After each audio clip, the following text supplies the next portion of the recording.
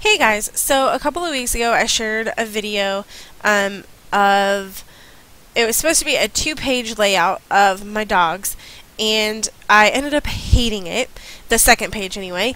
So I didn't even show all of it to you guys. In fact, you barely got a glimpse, but I pulled all the photos up that I had glued down and I just reused them, and I decided to use the Clover kit. It was an add-on kit in April, I think. I can't even remember. Anyway, it was the Clover add-on kit from Studio Calico, and I pulled it out and decided to use it and some other things that I had on my desk, and I decided to make the second page of that layout with it, even though I wasn't even using the sketch anymore. I just kind of winged it because I already had all these photos printed out and I didn't want to waste them. So anyway, the whole layout was based on this one card that I had found that said AM PM, and I was like, that would be a great card to feature on a layout about my dogs and cat and how much they sleep. They sleep all the time, so I thought, well, that's perfect. So I started out with this like chevron zigzag paper, and this is some ink from October Afternoon called Carbon Copy, and it's a blue. So that's kind of how I started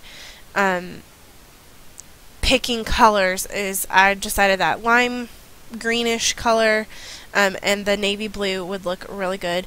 So that's kind of just how I got started. So this layout came together pretty easily.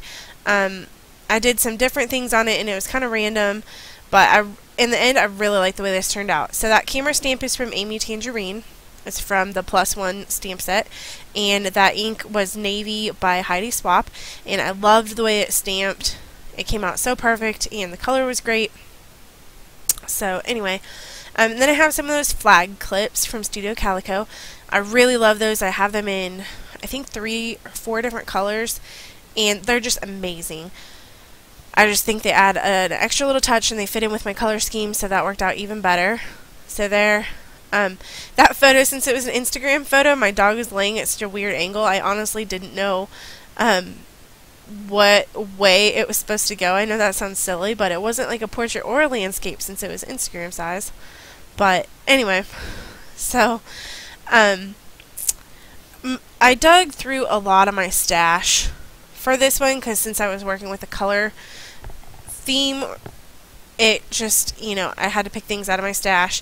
And I just really liked the way this layout came out, like I said.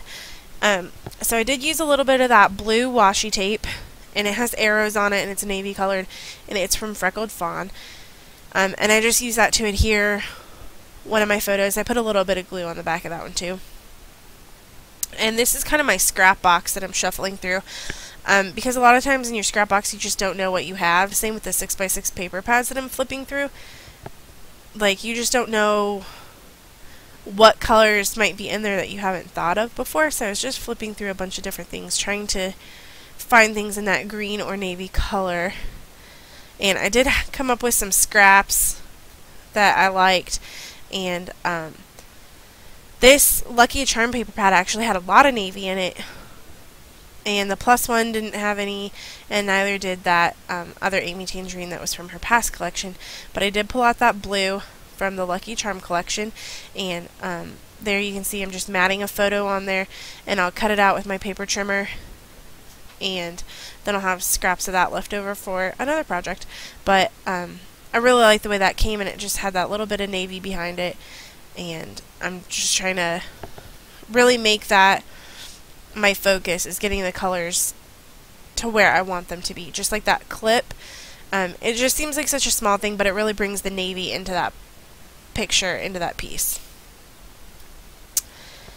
And then this was a little cut apart tag. I don't even remember where I got it, to be honest, guys, and it says like something about every day, and it had that navy on it, so that worked really well, and it was just a little banner piece, so it just stuck under there. And then of course, good old thickers. I was trying to work out a title, and so that's why I'm kind of fidgeting around with it here. I'm trying to decide, do I have the letters that I need to do the title? And I ended up going with the title So Sleepy, And you always have to be careful when you're doing a title. If you have like the P and the Y, it's so easy to accidentally have your title go off the edge of the page, and then you have the long end of the P and the Y. So just keep that in mind whenever you're doing a title, that if you don't want the long loops to go off the edge, like on a G or a P or a Y, to make sure you plan accordingly, because I've done that so many times where I've accidentally cut letters off. So I did end up putting this in my scrapbook album, even though this is like 3 weeks apart that I'm showing this to you guys, and I did them a couple weeks apart. I put them in the album side by side, so even though they don't match, like the colors don't match, and like the embellishments don't match, the only thing that ties the 2 pages together really is the theme. And honestly, it's such an ambiguous theme, like that it could have been made like 2 years apart or 5 years apart or whatever. But I really like the way both of the Sleepy layouts came out, so I put them side by side since they were inspired at the same time. So there I dug out some wood veneers and flare and stuck those on there.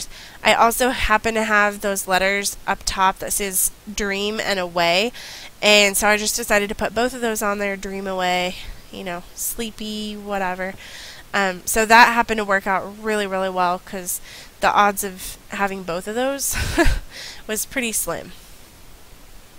So this is a stitching template from the Stitched class, and I didn't follow it exactly according to the template. I skipped some of the holes, but it's an arrow, or like, I don't know, you'll see when it comes out.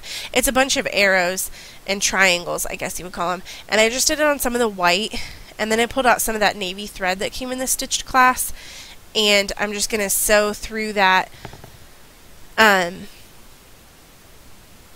pierced holes, I guess you would say, and the design will come out. And like I said, it's not exactly according to the stitching template, but it works really well, and I really liked the way it came out. The other thing is, like, if you don't obviously have that template, if you weren't part of the Stitch class, you could always just do some triangles. This would actually be pretty easy to freehand, so you could copy this design pretty easily, and then you just stitch it like that with any blue thread. You could pick it up at Walmart, and you just need a needle and a paper piercer and some thread. So it was actually pretty easy.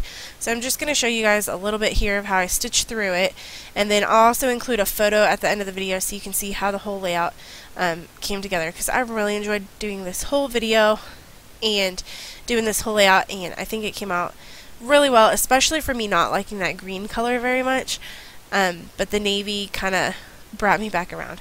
So thanks so much for watching, guys. I really appreciate it, and I hope that you have a great day. Thanks.